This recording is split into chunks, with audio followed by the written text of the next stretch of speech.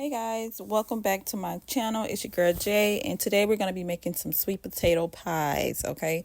This is one of my favorite desserts during Thanksgiving, so I had wanted to make this. All right, so we're going to start off with 2 eggs, some butter, sugar. I have 4 sweet potatoes because I only have 3 pie crusts, so I do have 4 sweet potatoes. And I'm going to explain to you how to measure, like, how many potatoes to buy. We have some cinnamon, some nutmegs, and of course my pie crust from Pillsbury, the regular kind, not deep dish. I hate deep dish. Regular, the regular pie crust.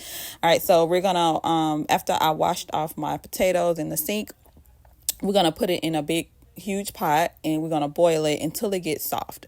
I know some people can put it in the oven until they get soft, but I just always boil it. That's how my grandma taught me, so that's what I always do. And so after you boil it, you're just gonna peel off that skin and put it in, like, your KitchenAid stand mixer bowl or a regular bowl, however you want to do it.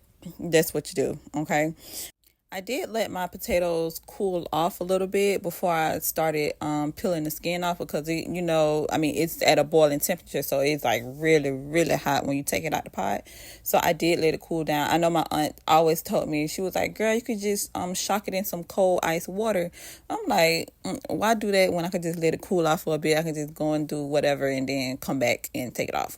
But this is how I take it off. I get a fork and I run it through the skin and it just falls right on off.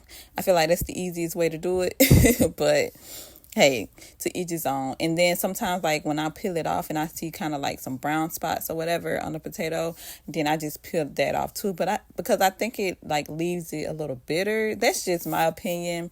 I don't like to see brown stuff, so I just like kind of peel it off and then smash it up in the pan. I do smash it up because sometimes I don't want, like, when I put my paddle brush, not a paddle brush, but the paddle mixer or like the whisk in there, I don't want the potatoes like flying everywhere, so I will like kind of smash it up in the bowl with a fork at first and then mix it. So you do want to get a side bowl with some water because we want to take those strings out. You do not want your sweet potato pies to have so many strings. Like, you just don't want that. You don't want to be the person to show up at a family function or whatever with strings in your pies. You don't want to do that. Okay, so we're gonna get that side bowl of water, and I start off with a whisk because I think that it kind of catches the strings a little better for me versus the paddle.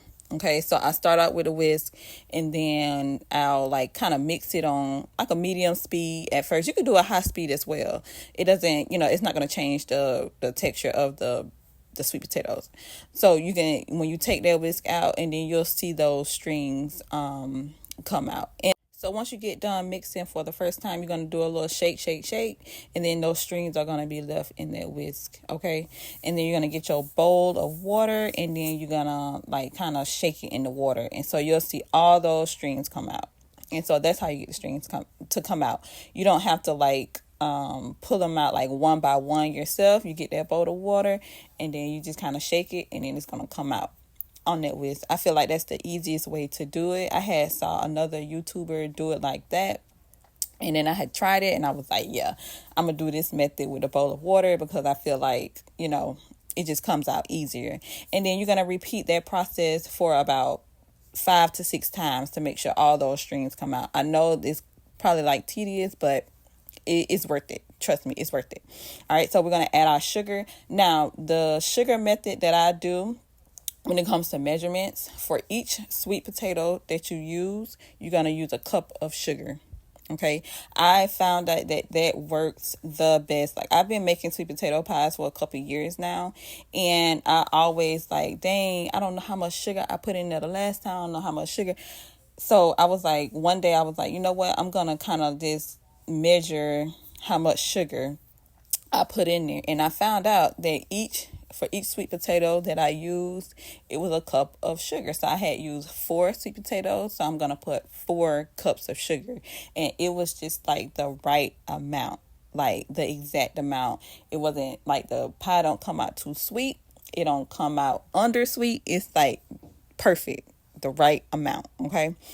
So I did add, two at a time. Like, look at this, y'all. Look at all those strings that came out after I did it, like after I whisked it like 6 times. Look at all those strings that came out. That is a lot.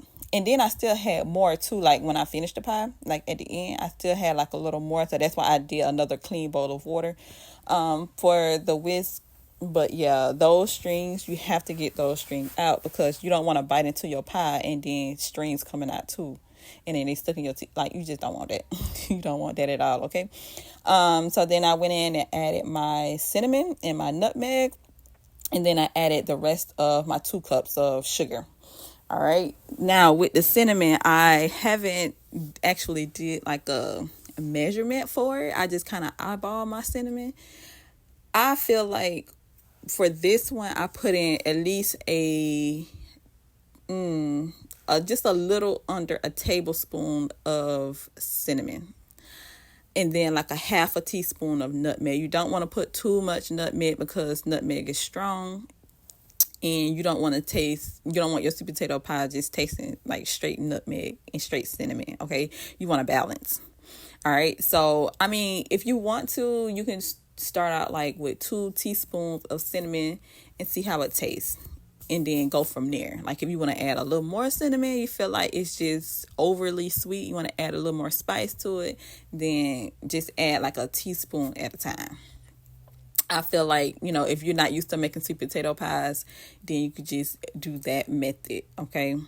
My grandma always told me to taste your sweet potato pies before you put it in the oven. Like, you can taste it before you put it in the oven.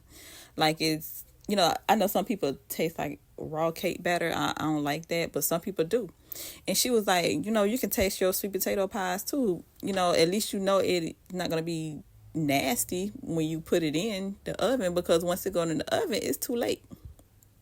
It is too late once you go in the oven. So you want to make sure you have enough sugar. You want to make sure you have enough cinnamon, nutmeg, and all your other ingredients. You want to make sure, especially when you add these other ingredients I'm about to tell you, you still want to make sure the integrity of the sweet potato batter is in there, as far as the sweetness and the spice. Okay, and I'm going to show you what I'm talking about later. So we're going to add in our 2 eggs. And I add in eggs to make sure my pie holds together when it bakes, okay? Your sweet potato pie is not going to taste like eggy or anything like that. It's not going to taste like a cake. It's still going to be a pie, so just trust the process. I do put eggs in mine. I don't know if everybody else put eggs in theirs, but my grandma told me to put eggs, so I put eggs. And it does make the sweet potato pie firm. I like a firm sweet potato pie. I don't like when the pie is like jiggly and wiggly and all soft and stuff. Like, ugh, I don't like that. Like, if I wanted a sweet potato souffle, then I would have made a sweet potato souffle. Okay, I want a pie. So I want my pie, when it come out the oven and it cools down, I want my pie to be firm. And that's it. And I also like a cold sweet potato pie too. Like, when it cools down out the oven, I put it in the refrigerator overnight. Oh my God. Y'all, you can cut the sweet potato pie and not use a napkin or anything. You can just hold it and it won't fall apart. Like, that's how firm I like my sweet potato pie. That's just me. All right. And then, after a while, I will change my the whisk to a paddle. Okay, because I feel like, okay, the rest of the strings are out. All right, and this is another secret ingredient too, flour. Flour is going to make your sweet potato pie firm. It's going to make sure that it's firm. I know you like, oh, what the eggs may do that. You got to add that flour to make sure your sweet potato pie is not soft and jiggly once it cools down. My grandma taught me this, and she was like, Jay, you got to make sure you add that flour. She was like, don't add too much. Just throw a little in there. And, our older grandparents, aunts, mothers, and different things like that tell her, just throw a little in there. Just throw like how little you want it. Like, do I throw a teaspoon, 2 teaspoons, 1/4 cup, 1/3 cup? Like, how much? She's like, just throw a little. I'm like, okay, grandma. All right, girl. I just throw a little in there. So with this, because I did like 4 potatoes, I'm not making like a huge batch. I just added 2 tablespoons of the flour. No, 3. I added 3 tablespoons because I did add one more. With the 2 eggs, it did make it kind of runny, so I did add an extra tablespoon of flour. So I added 3 tablespoons of flour. And guys, it's not going to make your sweet potato like cakey. So don't think that it's going to come out, you know, with like the texture of a cake. It's not going to do that. Like you did not put that much flour in it. And like you put a whole 3 cups of flour. Like, nah, it's not going to do that. All right. You'll be fine with that 3 tablespoons of flour. It's going to do what it needs to do. Just trust the process. Okay. Just trust. And I forgot to mention too, I did add in 2 tablespoons of melted butter inside the sweet potato batter. Okay, 2 tablespoons of melted butter. You do not need a whole stick of butter when you do your sweet potato pies. That's just too much butter. And I feel like once you do that, it makes it like really oily. So don't add no whole. You don't need that. Okay, you don't need it. All right, so we have our 3 pies out the refrigerator, and we're just gonna pour our batter in there. And you don't want to overfill it, because once it bakes, you just don't want stuff like running over. Okay, I don't use a measurement when I'm filling my pie crust or whatever, so I just pour until I feel like it's enough in there. All right, so that's what I do.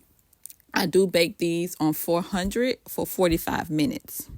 Check it after 45 minutes. I know everybody's oven is different, but after 45 minutes, you're just going to stick a little fork or knife in there, see if it, comes out clean, and then that's how you know your pies are done, okay? So we're going to bake these on 400 degrees Fahrenheit for 45 minutes, okay? If you need a little extra time, then just add like 10 minutes at a time to make sure that your pies are done. All right, guys, so this is how the pie turned out after 45 minutes in the oven. It was so good, and it gave me that firmness. Now you see how that picture here, this is how you're supposed to hold your pie. It's supposed to be firm, not brick hard, but firm and delicious. Okay. So I couldn't try it when I first got out of the oven because I had to go to work. So you would not see that on camera, but it was really, really good. If you'd like to see more videos like this, please like, comment, share, subscribe, and I'll see y'all in the next video. Bye.